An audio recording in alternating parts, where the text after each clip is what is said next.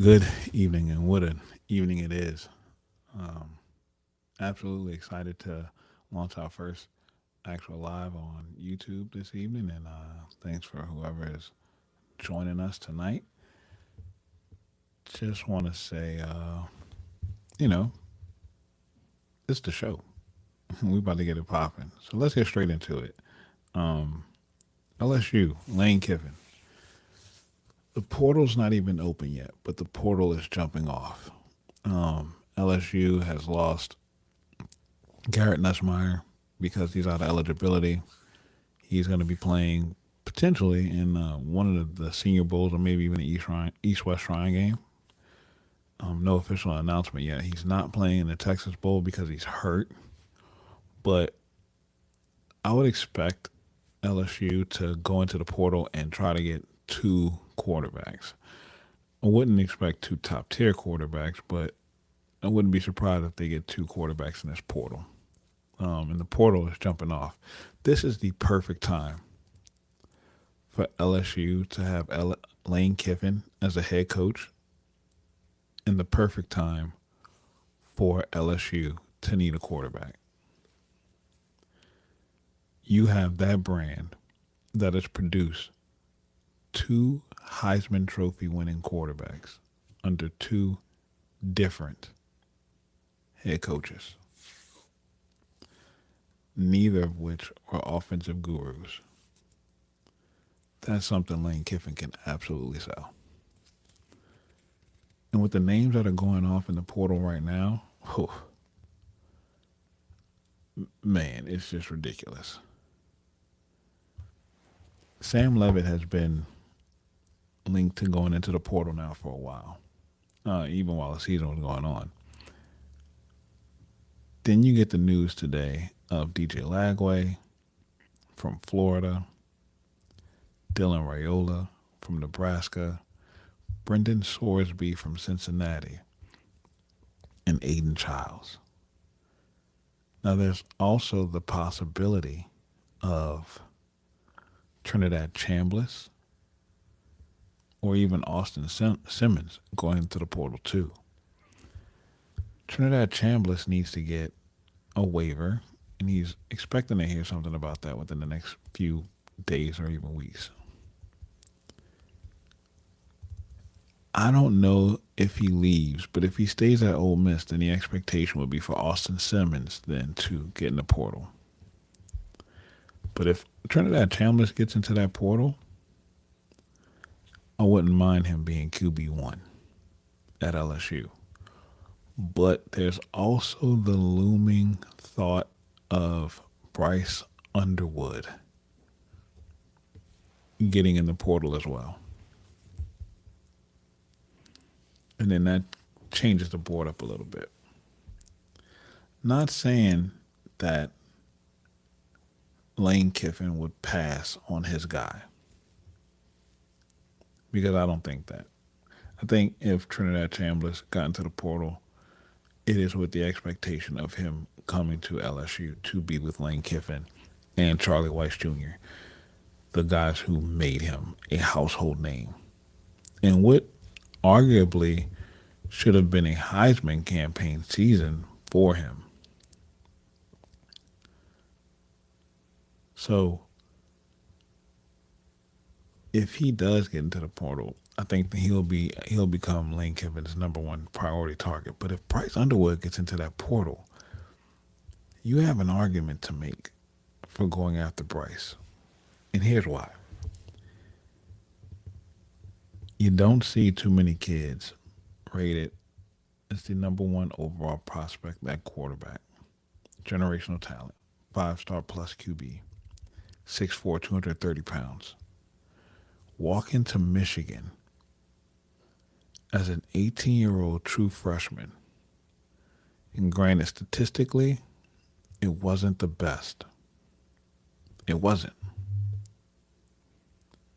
But they still ended up 9-3. And if they would have won that game against Ohio State, he would have been in the playoffs. Now imagine what he could be with Lane Kiffin.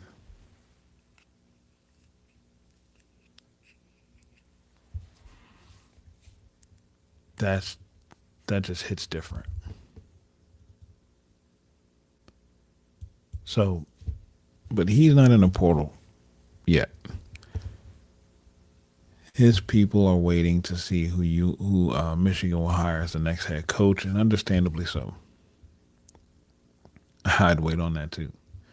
I mean, he's got a $3 million contract right now that will pay him $3 million per year, and it'll be hard for him to recoup that in this new NIL era. So, with the current list, though, who would I like to see at LSU?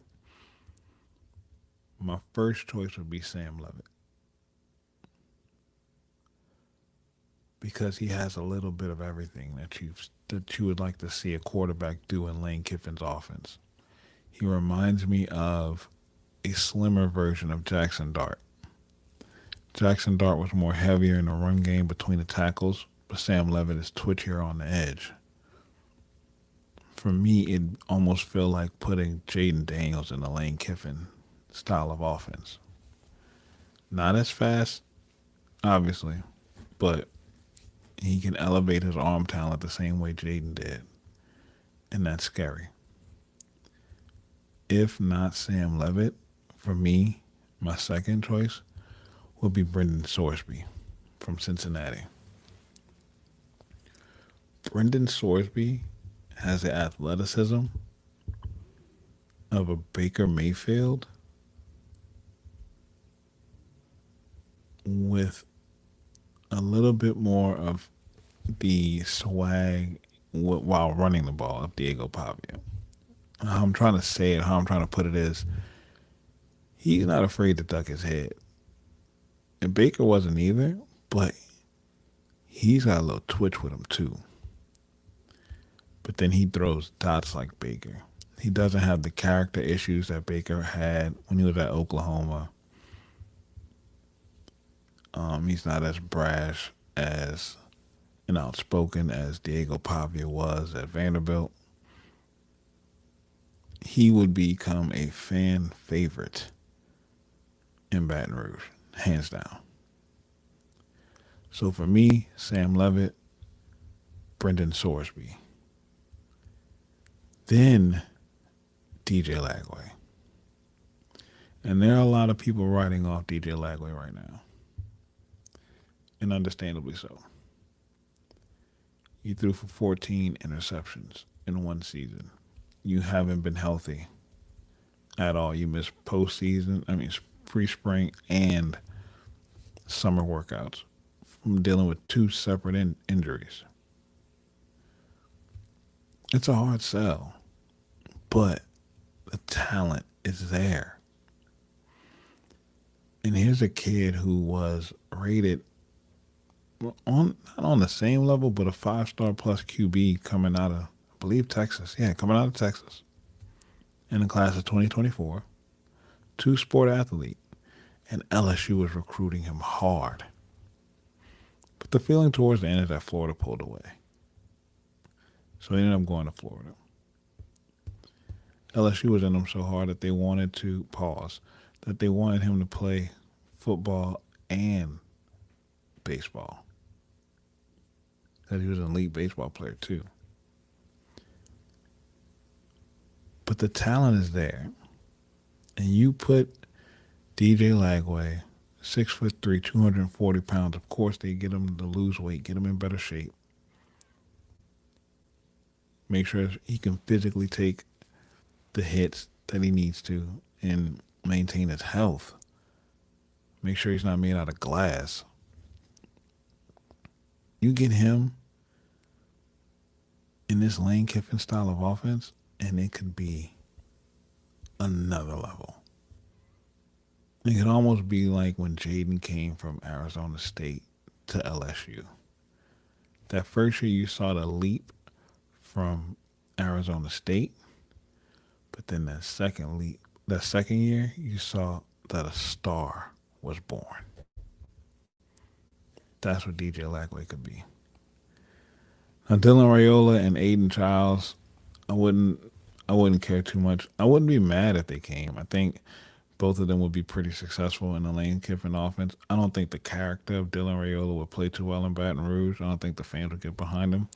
Um, just because of how he acts and he tries to be the mini Mahomes. I mean, he's trending on Twitter right now because Mahomes tore his ACL, and now people are playing the joke that since he's so much like Mahomes, he's got to tear his ACL to keep the gimmick going. That's that's not cool. It's not cool for the kid, and it's not. That wouldn't be. That'd be a hard sell for LSU. But the portal is popping right now with these quarterbacks, and this is like I said at the beginning, the perfect time for LSU to have Lane Kiffin as the head coach and for LSU to need a quarterback.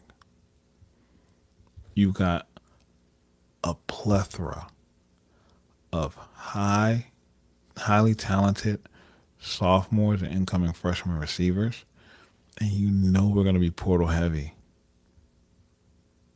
Because, in all honesty, I think LSU is going to need about 13 to 15 players in the portal. Because you're going to need two quarterbacks, because you only have one on the roster right now, and that's Michael Van Buren, and he probably is going to hit the portal too. You got two scholarship running backs, and you're going to need to bring in two more. You only have Harlan Berry and Caden Durham. You're going to need three offensive linemen because Braylon Moore may or may not come back. And then the guys that we have weren't properly trained, so there's a lot of competition that's going to be taking place.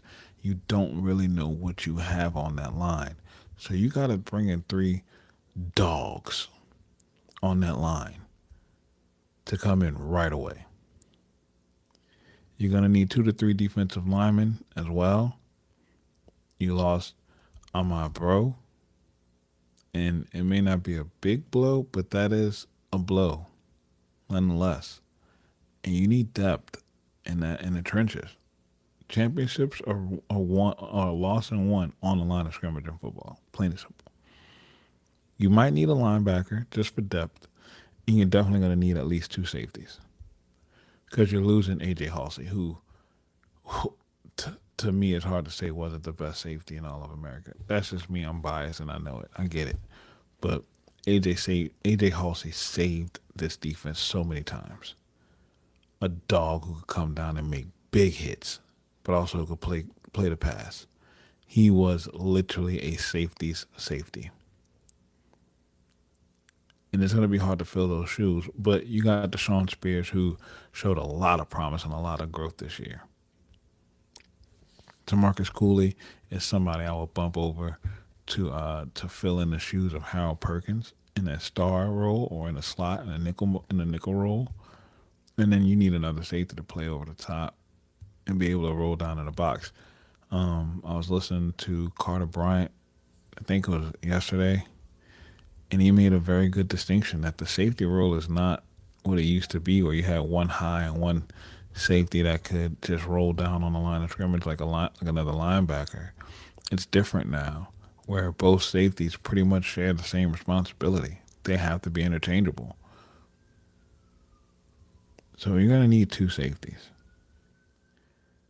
So LSU is going to be very, very, very, very portal heavy. And I'm going to be excited to see what happens with this portal in the next couple of weeks. But we have the right guy with the right brand. Lane Kiffin himself has been nothing short of amazing in his first few weeks here in Baton Rouge. I'm saying here in Baton Rouge like I'm in Baton Rouge. I'm in Louisiana, but I'm not in Baton Rouge. Used to live there, not anymore. He's been nothing short of amazing. He fits perfectly with this brand. And in so much as DJ Lagway hops in the portal and Lane Kiffin immediately reposts the tweet that DJ Lagway is in the portal. He's turning LSU into villains, and that's a role that we enjoy playing.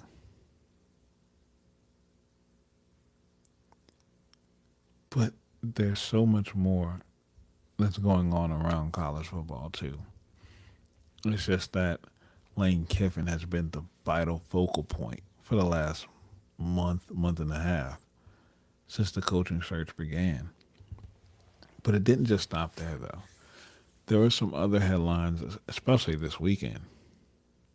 We had a Heisman Trophy winner, Fernando Mendoza, who was probably the most statistically underwhelming Heisman winner we've seen in a while, in the modern era for sure. Statistically speaking, the last 10 runner ups, I'd say for sure five.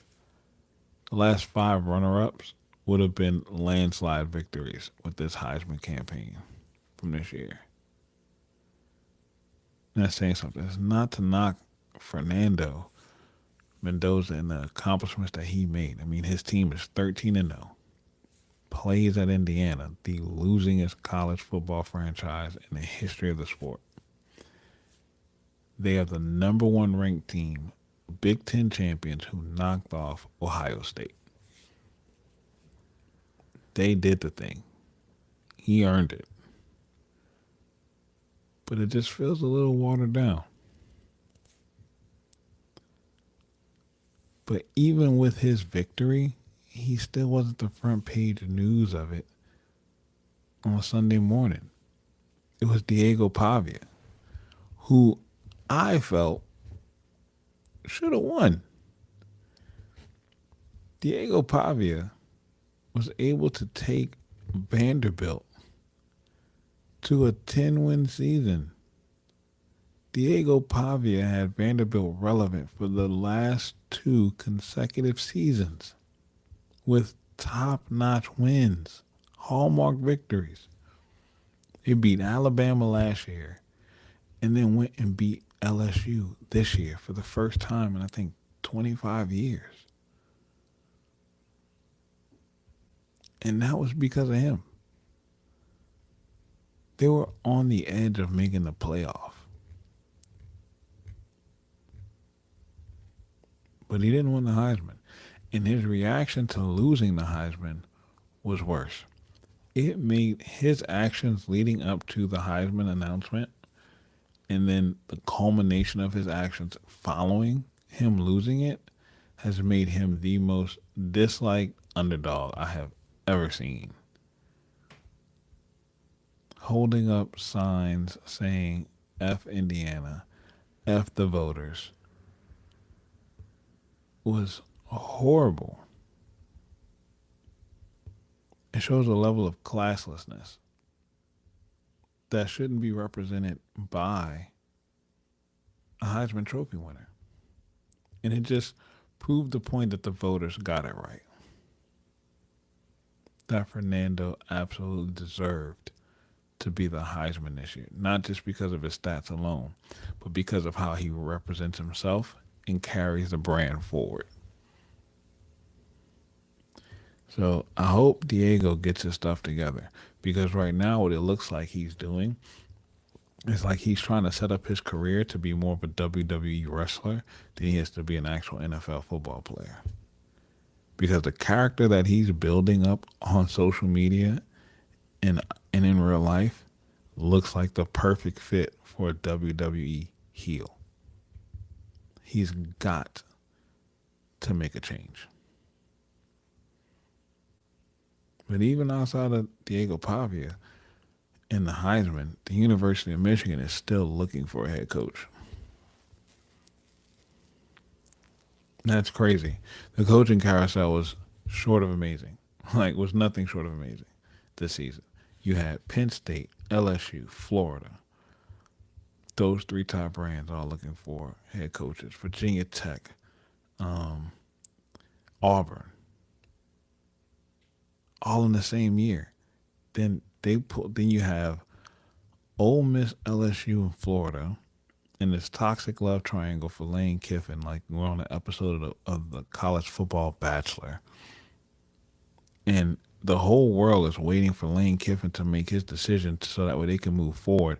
Meanwhile, in other parts of the country, Penn State fired James Franklin, who then gets hired by Virginia Tech, so he was pretty much irrelevant to everything else. But everything else depended on Lane Kiffin making his decision. Oh, and Arkansas too. Lane Kiffin held up four SEC schools, five SEC schools from making coaching decisions. Because if it wasn't Lane Kiffin, then everybody was going to be in on the backup of John Summerall.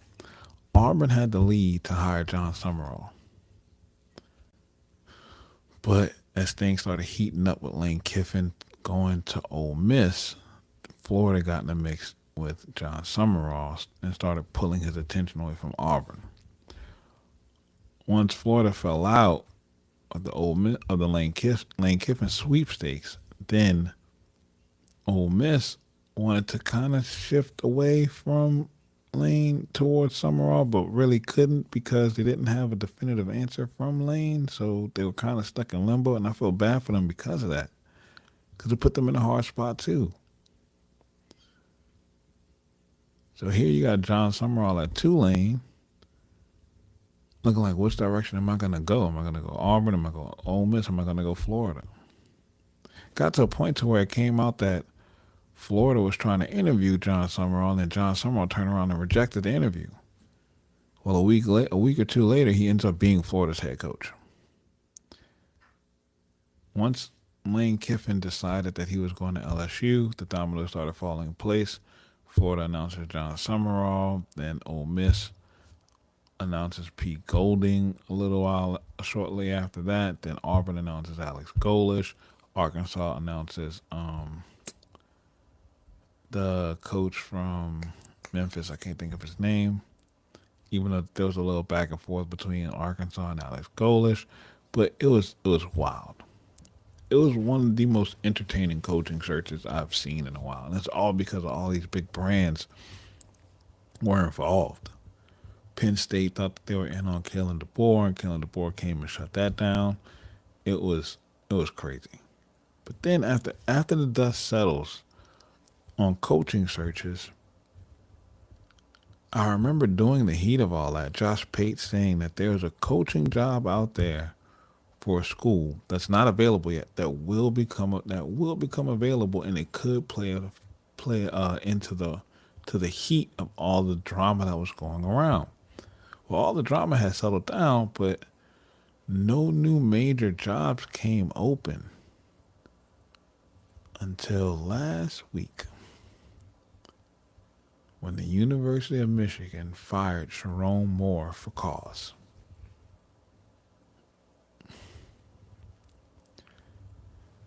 Fired him for cause. And I'm not going to get into what the cause was. Just know butter knives were involved. You can go on Twitter. You can Google it. You can find it all. It's all there.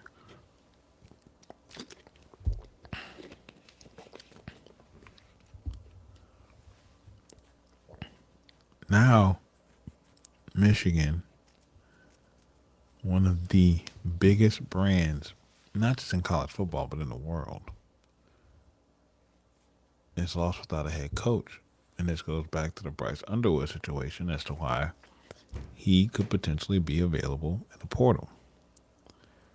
Michigan, it seems like, was dead set on Kalen DeBoer.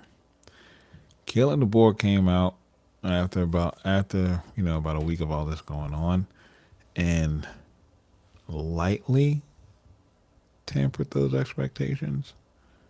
And he said that he's not interested in talking about a job, but it left the door open for him potentially taking another job. Who knows? But where does Michigan go for its next coach? Now, throughout the coaching search for LSU, I was really excited about the potential of John Summerall and Kenny Dillingham. John Summerall did amazing things at Troy, and at Tulane with limited resources. And I expect him to do amazing things with Florida as long as Scott Strickland stays out the way. Kenny Dillingham has made Arizona State after the mess it had with Herm Edwards. He's made that team in Tempe, Arizona, Big 12 champions and took them to a playoff game. He's the reason that Sam Levitt and Cam Scatterboo are household names. But he's worked with other amazing quarterbacks too. I felt like he would have been a great fit here for LSU. But there's some bubblings going on that Michigan may get silly for Dilly. And I think he'd be a really good hire for them right now. And could even potentially entice Bryce Underwood to stay.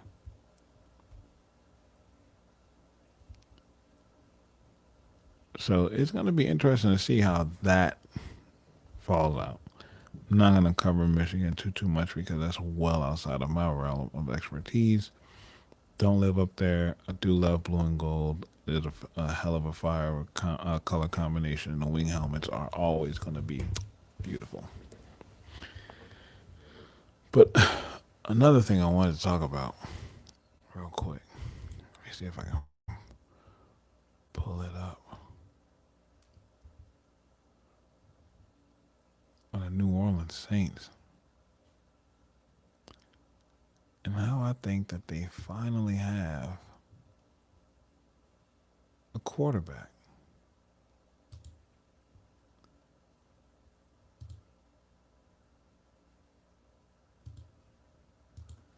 Let's pull this up. The New Orleans Saints are on a current 2-game winning streak. And it's nothing short of beautiful. It's beautiful to say a 4-10 team is on a 2-game winning streak. When you've had to watch the last 5 years of Saints football, this is the most excited it's been. I mean, Tyler Shough is a rookie quarterback who the Saints drafted with the second in the second round with the 40th overall pick. And in his short 6-game stint as the leading man for the New Orleans Saints, he has been able to accomplish something that Derek Carr was only able to do in 4 years. This rookie has done in a little over 4 weeks. He has beaten 2 winning teams, 2 teams with winning records in 6 starts. Derek Carr only beat 2 teams with winning records in 4 years. I'm not gonna sit up here and say that Tyler Shough is the quarterback of the Saints for the next 10 years, but he is at least the quarterback for the next 10 months. He's earned that. Let's look at his stats real quick. Bryce Young, just for comparison, was 15-24, 163 yards, 1 touchdown, 1 sack with a rating of 96.4. He also ran 7 times for 49 yards with a long of 15. I feel like a lot of those yards came on 3rd and long situations where for some reason the Saints just didn't have a man spying them.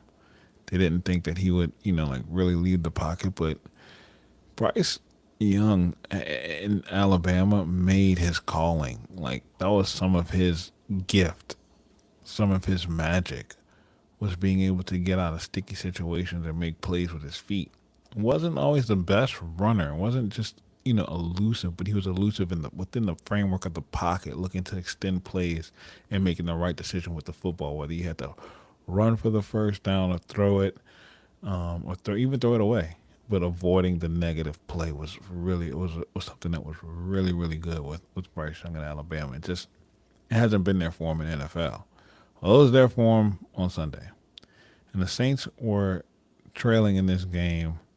the entire game. But that man, Tyler Shough, found a way. 24 of 32, 272 yards, a touchdown, no turnovers. Was sacked 5 times because he got a bunch of garbage cans standing in front of him with a rating of 110. He also ran the ball 8 times for 32 yards with a long of 13. Your leading receiver was Chris Olave with 6 receptions on 85 yards, 14 yards per average, a touchdown, a long of 18. The longest reception, it looks like, was 19 yards to Audric Estime.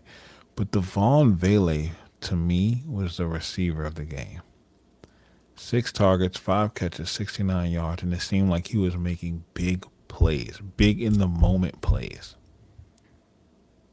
Gotta have it plays. 3rd and 13, 3rd and 10, 3rd and 9. He's there. I mean, Shough is just letting it grip and rip to Vele. But we are winning because of Tyler Shough. He's taking a roster that is basically a preseason roster and elevating it to wins. He's a 50% winner right now through his first 6 starts. That's amazing. That's really good.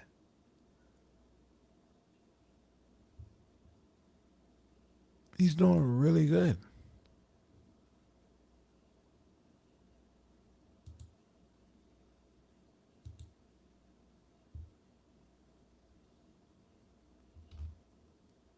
Let's not, like I said, let's not, crown him as the next franchise quarterback. I mean, he's not 9, and not JJ McCarthy. He's not Drew Brees. But man, he's not Trevor Siemian. He's not Ian Book. Like, he's giving hope back. I guess to the point, I'm not gonna lie, I sent out a tweet a couple weeks ago, and I was like, you know what? It's over. Just draft Mendoza. Just go all in for the first pick, and just draft Fernando and see what we can do. But now I'm like, nah. We got 3 games left. Jets, Titans, Falcons. Let's see if we can't pull out 2 or 3 of these things, draft in the top 10, and get a receiver. Or maybe luck up and get an Arvell Reese. Like, let's do that. Let's have that kind of fun. Then we got money to spend in free agency. Let's put some pieces around this guy and see if he can't finish the season with a winning record with a young head coach. Not saying the team's going to have a winning record, but him as a starter have a winning record with a young head coach. And let's go out there and try to build on this for next year. Let's say you finish at 6-11 for the season. Then next year we go for 9-8. And then the third year, we're going for the division and for the playoffs. But we're building this thing up the right way. And that makes it so much easier when you have the guy. And like I said, I'm not saying he's a guy for the next 10 years, but he's a guy for the next 10 months, for sure. He's earned that. He's earned the fact that we should not be looking at a quarterback to draft in the draft in April. He's earned that. He's earned that. So when it comes to the city of New Orleans and the professional teams, we have hope with these rookies. Even the Pelicans. Yeah, no. The Pelicans. The Pelicans, when I think of the Pelicans, they make me think of, like, I'm playing spades. They got stars like a hand of spades. They got two and three possible. Two and two possible. I'm sorry. They got Fears and Queen. They are your two stars. You hit on those draft picks this year. And then you got two possibles in Zion and Trey. Trey has the potential and the skill to be an NBA All Star, but something is missing. Zion should be the face of the league right now, but he is missing.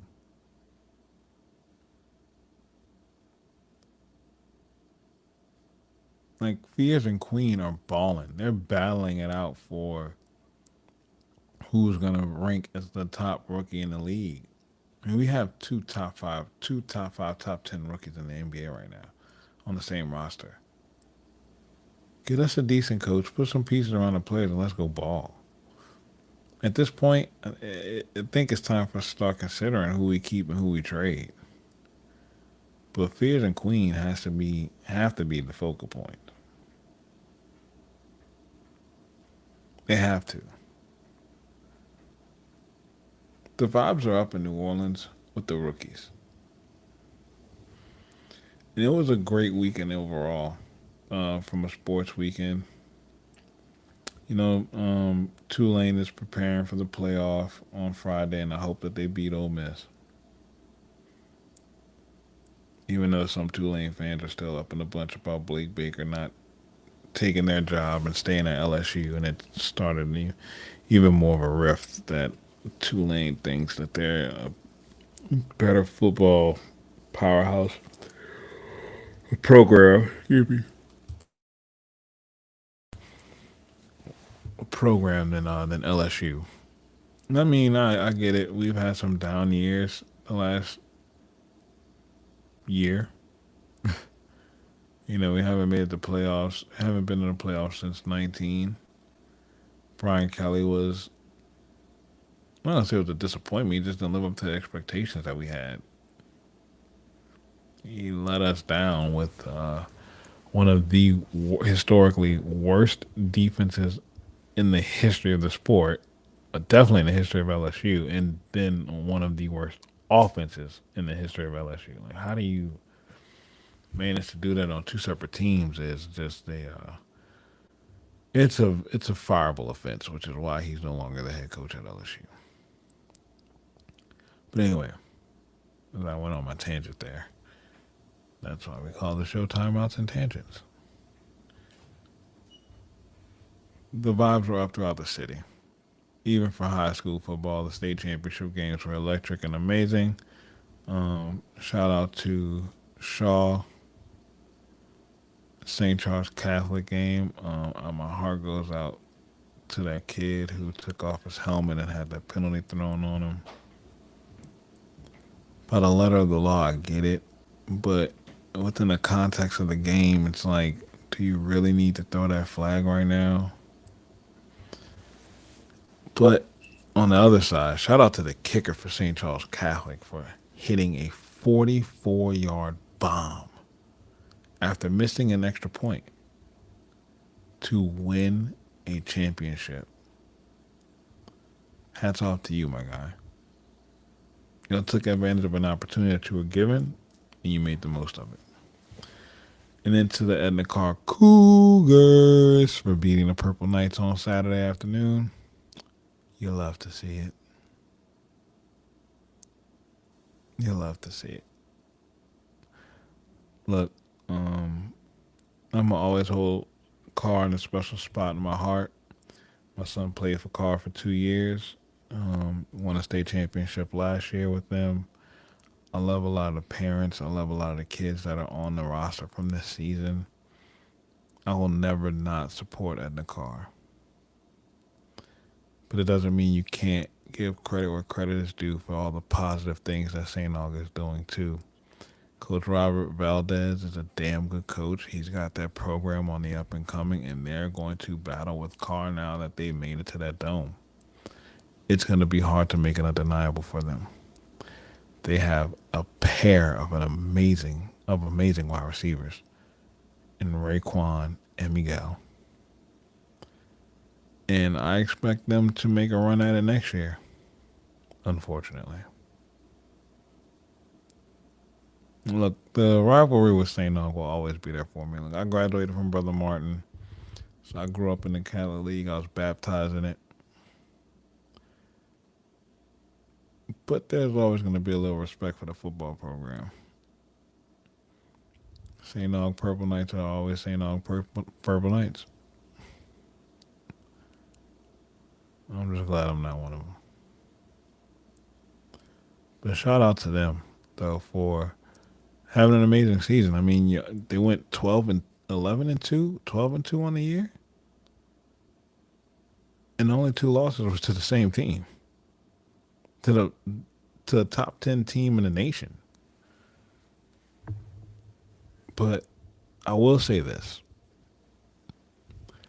I think that this year's car team was not as good as last year's car team. Last year's car team would have beat the sleeves off of anybody across the nation without even thinking twice. The offense was loaded and the defense was as dominant as this year's. So while this year's team is getting all the recognition, last year's team, that 24 team, I think that will go down as one of the greatest, if not the greatest, car team to ever come across that campus. I mean, just the receiving core alone. Teron Francis, Oliver Mitchell, Day. I mean, John threw for almost 5,000 yards and ran for almost another 1,000. Who was covering those receivers? I mean, those were elite D1 level college athletes playing on that same team. Crazy work. Crazy work. But it's been a good weekend for sports in Louisiana, and I'm looking forward to. It's sad that high school football's come to an end, but I'm looking forward to next season, especially now that we're getting the channel off the ground. We're gonna do a lot of high school football coverage. I'm gonna have some players on here. My son is still involved with high school sports. He still plays on a team. I'll get into all that information later. I'm still around a bunch of coaches. I'm going to have some on the show. I'm going to even try to get a couple of former LSU players to come on the pod. So stay tuned for that. Maybe get a couple of head coaches from around the city too. Got some things in the works. But about me, I'm definitely going to be talking about the things that I love. And every episode that we come on here won't just be all about sports. It's going to be mostly about it. But look, I'm married. I have a wife. I have kids. We're going to talk about life. Because life affects everybody. And I think we need to start seeing a change in our mentality and how we treat one another. Even online. Just have a conversation. Everything doesn't have to be about winning an argument. Why not just seek to find out information? Appreciate the context of the things that we're saying. Be the difference that you want to see in other people. It's got to start with us. It's got to start with you. So yeah, I'm married. I have kids, and I'm a God-fearing man. I am an ordained minister, an assistant pastor at my church. I love the Lord. Judge me for it. Oh, well. But it doesn't mean to say I'm going to be perfect. You're going to hear me curse from time to time. I'm sorry. It slips. I'm still human. I'm fallible. I make mistakes. I'm going to make a mistake tomorrow. I'm going to make a mistake when I go upstairs to make my wife upset because I'm coming to bed late. It is what it is. But we're going to apologize and keep moving forward. We're going to grow. And I'm appreciative for every single one of you who are going to grow along with me in this journey. So do me a favor, especially if you made it to this part, if you made it along this far, like, comment, and hit the subscribe button. It is free. Just click it. Just tap it. Tap it. Just go ahead, tap it.